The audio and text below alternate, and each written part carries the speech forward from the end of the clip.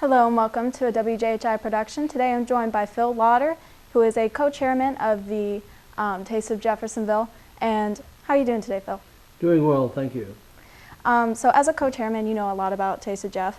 Do you know when it was founded? About 2000, it got started as part of the celebration for Jeffersonville being named for the All-American City. They thought they'd do something, and through the years there's been a lot of different co-chairmen and chairs to the Taste of Jeffersonville committee, but there's been a lot of continuity in between all that too. We had to stop 1 year for COVID in 2020, I think it was. But then we got our surprise last year. It seemed like everything bounced back very well, and we got 17 restaurants this year to participate, which last year I think we had 16. Do you know who founded Taste of Jeffersonville?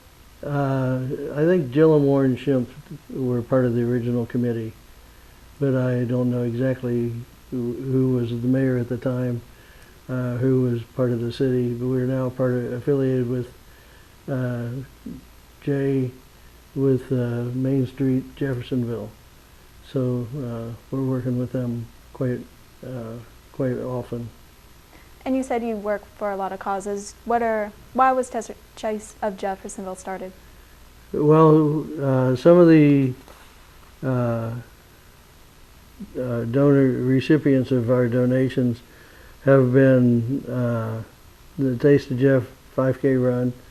The high school got the lion's share of our proceeds for the last couple of years.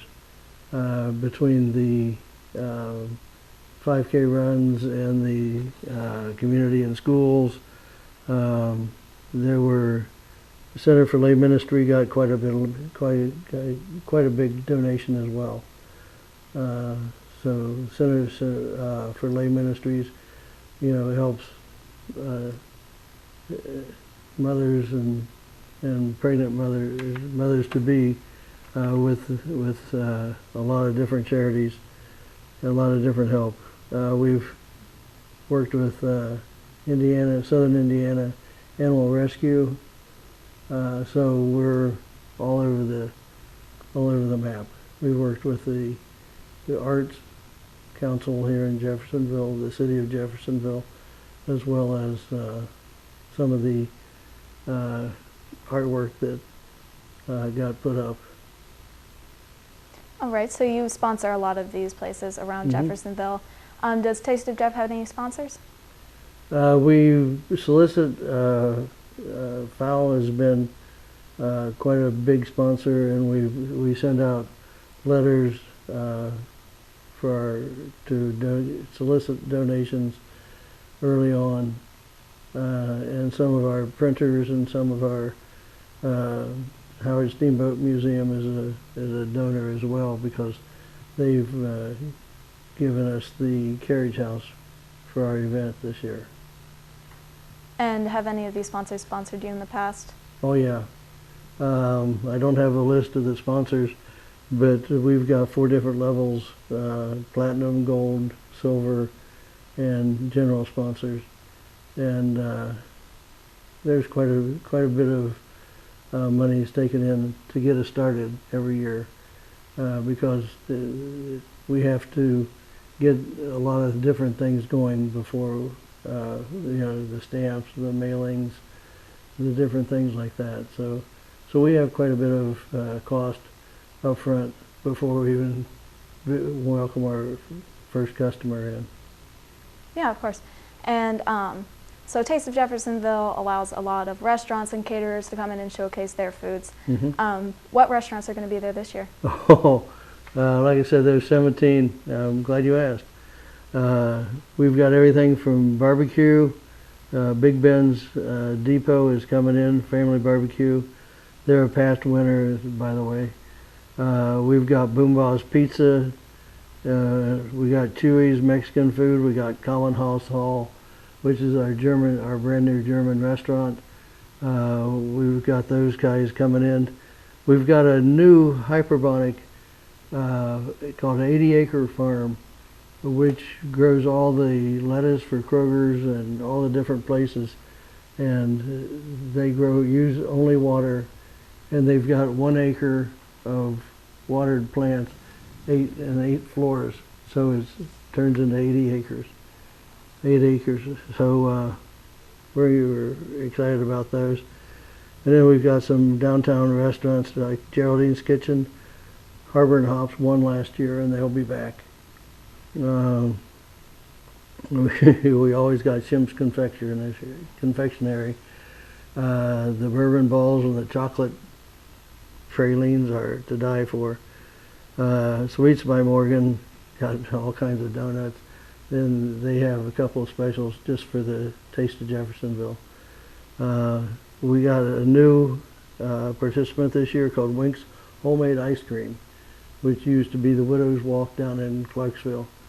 And so we've got ice cream, pizza, Mexican, German, you name it, we've got it, and you're welcome to sample all the restaurants. For $25 admission fee, you'll never go hungry.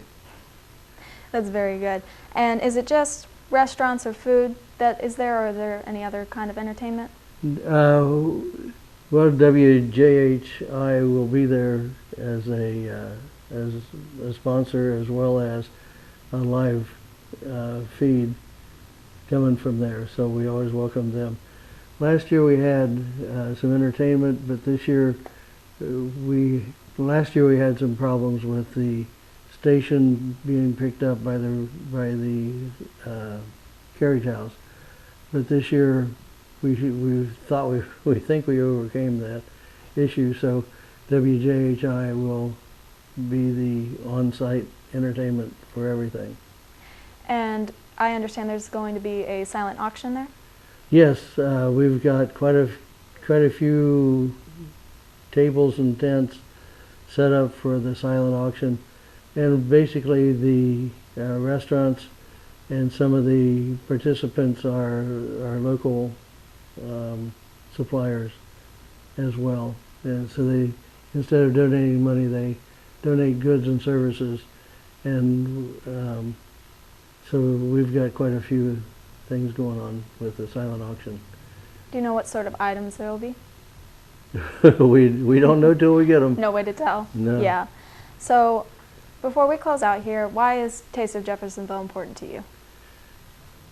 Well, it's important to me because it's an activity that impacts directly the parts of Jeffersonville that may or may not get the same amount of money that they would have gotten. So it's important to me to get that money circulating and to be through the community, throughout the community.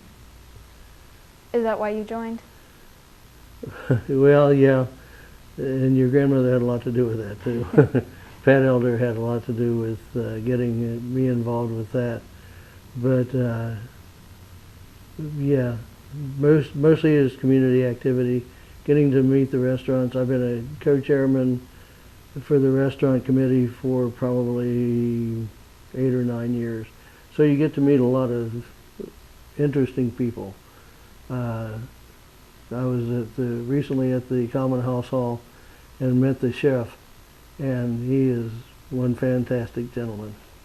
So it gives me the opportunity to circulate and to meet a lot of people around the city.